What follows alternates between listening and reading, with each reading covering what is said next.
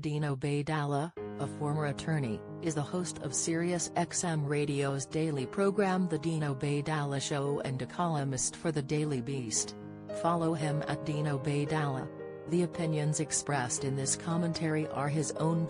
If Barack Obama had behaved the way President Donald Trump has, Republicans would be demanding investigations and an impeachment proceeding. In fact, more than a year after Trump took office, Republican outrage over anything and everything Obama or Hillary Clinton related still knows no bounds.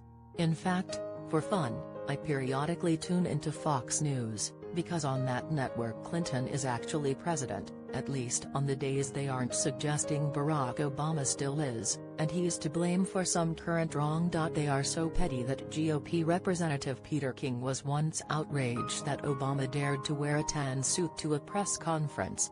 Imagine if Obama had saluted a general in the brutal North Korean military the way Trump did at the summit in Singapore this week. Beyond that, congressional Republicans commissioned hearing after hearing when it came to Obama and Clinton. For example, GOP-controlled congressional committees conducted 5 probes surrounding the 2012 Benghazi terrorist attacks. They even appointed a special panel that investigated the Benghazi incident for over 2.5 years at a price tag of nearly $8 million of our tax dollars. Even today, the Republicans in Congress are still investigating Hillary Clinton's emails. And Trump recently alluded to the need for additional investigations of Obama, when he tweeted, "Why didn't Obama do something about the meddling?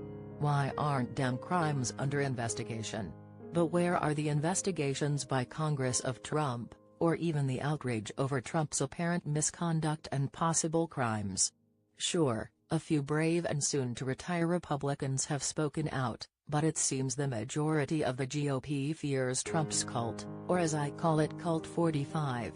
In the spirit of transparency, good government and rooting out corruption, there need to be congressional investigations into a variety of Trump-related activities. 1.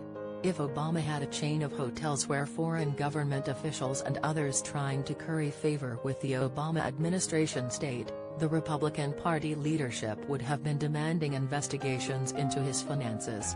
And yet, they remain silent as Trump stands accused of violating the Constitution's emoluments clause for potentially doing just that. In fact, there is a federal lawsuit pending by Maryland and Washington, D.C., attorney generals alleging Trump personally profited from foreign dignitaries staying at his Washington hotel, which they deem a violation of this anti-corruption clause. 2. If Obama had stayed at his own hotel and made taxpayers foot the bill for his protection, the Republican Party leadership would have been demanding a full accounting of his costs to the taxpayer.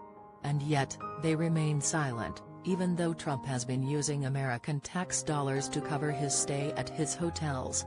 Trump has stayed at his own properties well over 100 times since being sworn in as president and has charged taxpayers for services he used while there.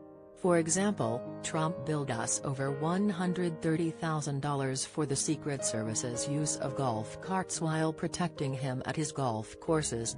3. If Obama had a charity with questionable spending habits, the Republican Party leadership would have called for an investigation into his charity. Lord knows they have been doing it to Hillary Clinton regarding the Clinton Foundation.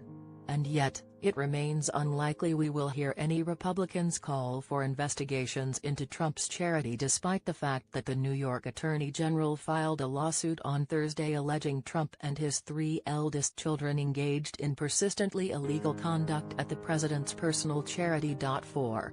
If Obama had lied about a letter he helped Sasha or Malia write, the Republican Party leadership would have branded him dishonest and questioned his integrity.